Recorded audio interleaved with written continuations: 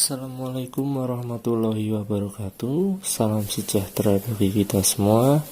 Kami akan mempresentasikan hasil kerja kelompok kami yang membahas tentang konsep ekonomi dan strategi evolusi perusahaan modern.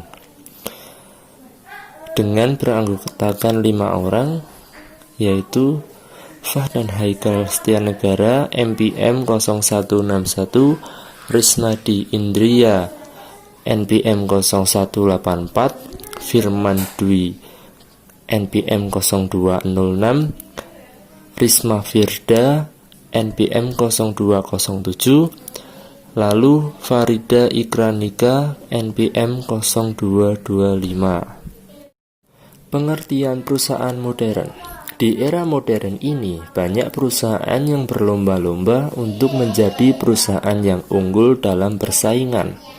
Kemajuan teknologi dan persaingan yang ketat di dalam era globalisasi membuat perusahaan akan selalu melakukan adaptasi terhadap perubahan-perubahan yang terjadi pada lingkungan bisnis.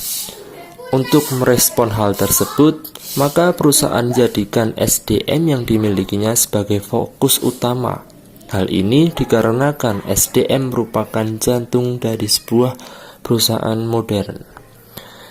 Perusahaan modern ini mengutamakan untuk mencari keuntungan yang diekspresikan dengan adanya bentuk uang yang dihasilkan dari bisnis tersebut dan diimbangi dengan kemajuan teknologi yang ada. Struktur organisasi perusahaan modern. Ada 3 struktur organisasi perusahaan modern. Yang pertama yaitu struktur tim. Karakteristik utama dari struktur tim adalah meniadakan kendala-kendala departemental dan mendesentralisasi pengambilan keputusan ke tingkat tim kerja. Struktur yang kedua yaitu struktur matriks project. Struktur yang memberikan kekhususan dari area fungsional yang berbeda untuk bekerja pada proyek-proyek. Ketika telah selesai, karyawan beralih ke proyek berikutnya. Yang ketiga, boundaryless atau organisasi nirbatas. Organisasi nirbatas adalah sebuah organisasi yang berusaha menghapuskan rantai komando, memiliki rentang kendali tak terbatas, dan mengganti departemen dengan tim. Ciri-ciri organisasi modern. Yang pertama, organisasi bertambah besar.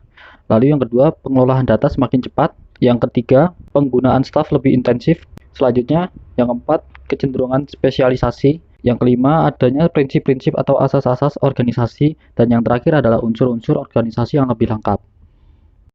Konsep ekonomi modern di perusahaan. 1. Meningkatkan persediaan barang secara terus-menerus. Yang kedua, pertumbuhan ekonomi dipengaruhi kemajuan teknologi. Ketiga, adanya penyesuaian dalam kelembagaan dan ideologi. 4. Perusahaan di mana para karyawannya gembira dan berdisiplin dalam hal 1. Berpikir, yang kedua bertindak, dan yang terakhir adalah mengevaluasi hasil kerjanya. Strategi di perusahaan modern. Yang pertama, strategi manajemen. Strategi yang digunakan untuk melakukan perencanaan, penilaian, dan evaluasi terhadap konsep ataupun kegiatan yang terjadi di dalam perusahaan. Sehingga strategi manajemen ini mampu menyesuaikan dengan perkembangan zaman modern ini. Strategi yang dikombinasikan yaitu antara aktivitas-aktivitas dari setiap bagian fungsional, seperti manajemen pemasaran, produk, maupun operasional yang ada dalam perusahaan. Kedua, strategi investasi. Perusahaan modern melakukan strategi investasi yang dilakukan dengan lebih baik dan mempertimbangkan jangka panjang. Perusahaan modern melakukan strategi investasi ini dengan baik, maka mampu mendapatkan profit yang lebih baik.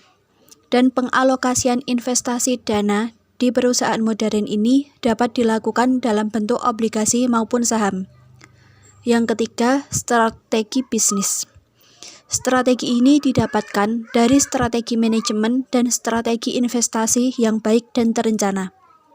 Dengan strategi tersebut, maka upaya perusahaan mampu merancang dan membangun keunggulannya dibandingkan dengan perusahaan lain dalam persaingan di masa modern, sehingga perusahaan mampu memenuhi dan mencapai permintaan para konsumen secara menyeluruh dengan kualitas yang baik. Evolusi perusahaan modern. Yang pertama, perusahaan tradisional, awal untuk menuju perusahaan modern. Perusahaan yang dikelola dengan sistem perekonomian atau sistem manajemen yang ditujukan hanya untuk memenuhi kebutuhan hidup sehari-hari masyarakat sekitar. Perusahaan tradisional hanya memenuhi kebutuhan para konsumen sehingga tidak dilakukan secara massal, namun hanya berdasarkan apa saja yang paling dibutuhkan oleh para konsumen. Perusahaan tradisional dirintis dengan kemampuan apa adanya sesuai dengan kapasitas modal yang dimiliki. Perusahaan tradisional juga tidak akan mematok harga yang terlalu tinggi, karena untuk mendapatkan konsumen yang banyak, maka harus menggunakan penawaran dengan biaya yang rendah untuk balik modal. Selanjutnya, perusahaan modern. Kelanjutan dari perusahaan yang telah terbangun pada zaman dahulu dan masih beroperasi sampai saat ini, yang mengalami perubahan dari masa ke masa, baik dari segi perekonomian perusahaan dan manajemen perusahaan. Perusahaan modern yang memenuhi semua kebutuhan konsumen dan diproduksi secara massal. Perusahaan modern akan berpengaruh terhadap kapasitas dan skala usaha yang lebih luas. Dengan adanya perkembangan zaman, maka harga yang ditentukan juga ditinjau dari aspek biaya setiap modal yang dikeluarkan untuk mencapai keuntungan.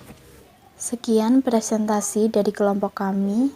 Wassalamualaikum warahmatullahi wabarakatuh.